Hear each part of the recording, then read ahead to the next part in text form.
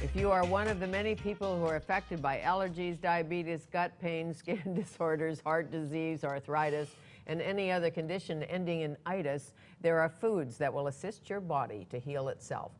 Judy Daniluk is a nutritionist, a reality television show host of The Healthy Gourmet, and the chief nutritionist for a health food store in Toronto called the Big Carrot Natural Food Market. Her new book is called Meals That Heal Inflammation. It is my pleasure to welcome Judy Daniluk to Studio 4 to tell us more. Great. I'm so happy to be here. Well, the nutritional word of the year is inflammation, Yes. is it not? Or the medical word of the year is inflammation. Yes, because it's in the background of every major illness, and that's why I wrote the book. And I also had a personal healing crisis where I realized I had to turn this around, or what was my future? And I wanted to ensure that I could walk my talk and really use these foods as a healing tool. And someone said to you, why don't you get to the bottom of this, Julie? Yes, my hubby. Your hubby said, why don't you get to the bottom of what's aching you or paining you? And what was paining you? Did you figure it out? Yes, I had a severe infection in Thailand, and the infection raged through my digestive tract, food poisoning. And I was paralyzed temporarily from it. My muscles just wouldn't work. And when I was finished, I was allergic to everything because there was such damage to my gut lining. And so when I came home, I had to retrain my body, go back to baby food, and then introduce one food at a time. So I was able to journal and figure out what foods were causing inflammation. So what is inflammation really? Sure. Well, inflammation is our immune response to any sort of injury agent, anything that injures us. So that can be infections that set in. That can be irritations from allergies that we're consuming, toxins from our environment. It can also be any sort of hormonal imbalance that can cause it. And emotional injury can even cause extreme spikes in cortisol, our stress hormone, that can impact our inflammation. And I hear tell you cannot prevent it with drugs or surgery. You can aid it. You can make somebody feel better. Sure. And but this you can can't really fix it. Yeah, this helps with the true healing, because you can have surgery, but how do you recover from that surgery can make a big difference on whether you'll need further impact later on in life. And that's why what I love about this is I try to think of all the damage we're doing with refined foods as like a credit card, and we're making a withdrawal from our system. All of these high nutrient density foods give back to our system, so we're filling back up the bank account. So when we have something that we come across, we're ready to deal with it. Our immune system can handle it. And there's the signs of inflammation, I know, but down to the basics, really, the basics. Sure. You can enjoy a cookie and let it go. Yes, you can. But if you were going to go on an anti-inflammatory diet, where would you start? How would you start? I would start by adding in the 7 to 10 veggies and 3 fruits a day that we know will regenerate that bank account that we so desperately need. All the nutrients that will fill in the blanks, the antioxidants that we know can do powerful healing, because free radicals are raging through our system. These are molecules that are caused by the toxic food we're eating, and etc. And when we really eat these wonderful veggies, we're having the antioxidants that protect us from that free radical. Think of it like rust-proofing our car. We're rust-proofing ourselves with eating this way, and that really helps to regenerate our tissues. As you know, Michael Pollan has said, and now everybody's picked it up, eat less, mostly fruits and vegetables. Yes. When do you eat the fruits? When do you eat the vegetables? Does it matter? What do you cut out of your diet? All of the above. Well, the major thing to cut out of your diet is anything that's your particular allergy food. So I love people to really sort that out. Journal your diet. And once we go on this, I really encourage a cleanse of 8 weeks where we take out all the major trigger foods.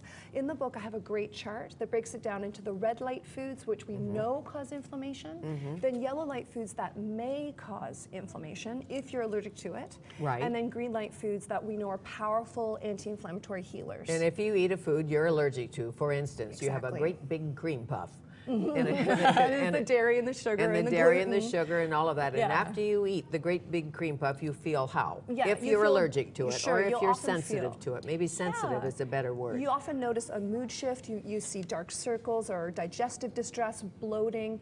You see certainly a real issue with potential joint pain. A lot of people who have a gluten intolerance, it's showing up in their joints. So that's why the entire book is gluten-free, sugar-free, dairy-free, corn-free, trying to take all the major triggers triggers out.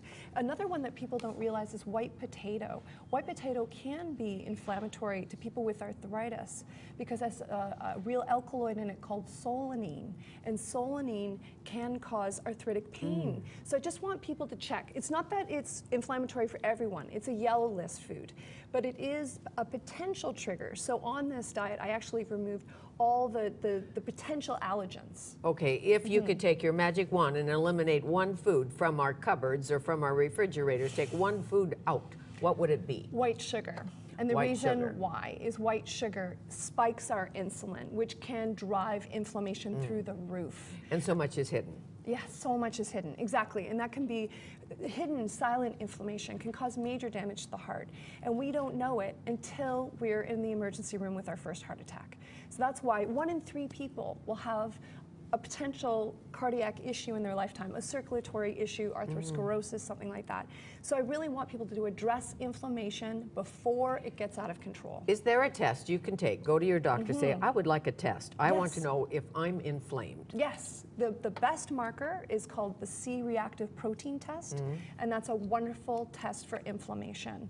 I'd also love people to consider seeing a naturopathic doctor and getting their IgG allergy test done, because then they can sense whether they're sensitive to a food without having to go through this crazy 8 to 10 week elimination program that I suggest. Sure. They get a real fast track to knowing what their inflammatory foods are. And some of the naturopaths and the homeopaths have machines now, as you know. You don't have to stand up and hold some corn in your hand to see if that might be a sensitive food, but it makes sense to me. Yes. The blood work is I do like the uncanny. blood work. Yes, the blood work really shows accurately what is an inflammatory food. Right, and some people who have a leaky gut, or they regurgitate a bit, or they are always popping at Tums, think it's just normal. Yeah, isn't that sad that people start to live with inflammation as if it's just a normal state of aging? And what I want to say is, let's look at the ancient cultures. Let's look at places within, like Tibet, for instance, where people are 90 years old, they have wonderful sex lives, they're truly happy and connected, they're living, they're thriving.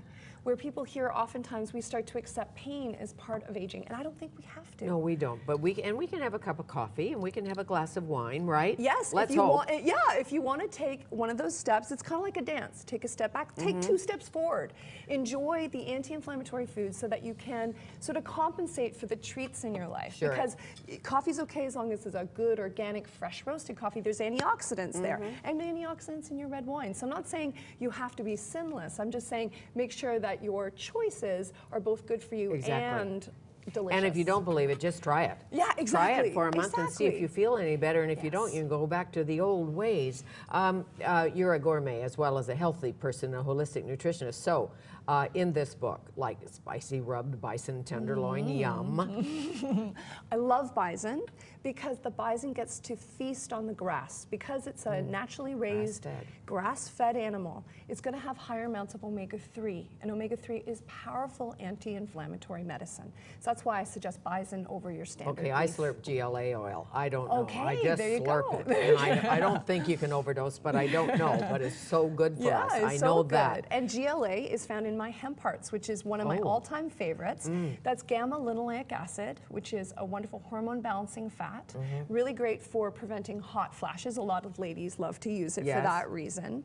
And it's also, the hemp hearts are packed full of manganese, which is really good for ligaments and joints. Great for zinc, which is excellent for men's prostate. So it's one of my all-time favorites. And they're good. They're so delicious, like a pine nut crossed with a pecan. A little bit. You can sprinkle them on things. They're delicious. And so we have hemp nuts. Oh, Yes. look at breakfast.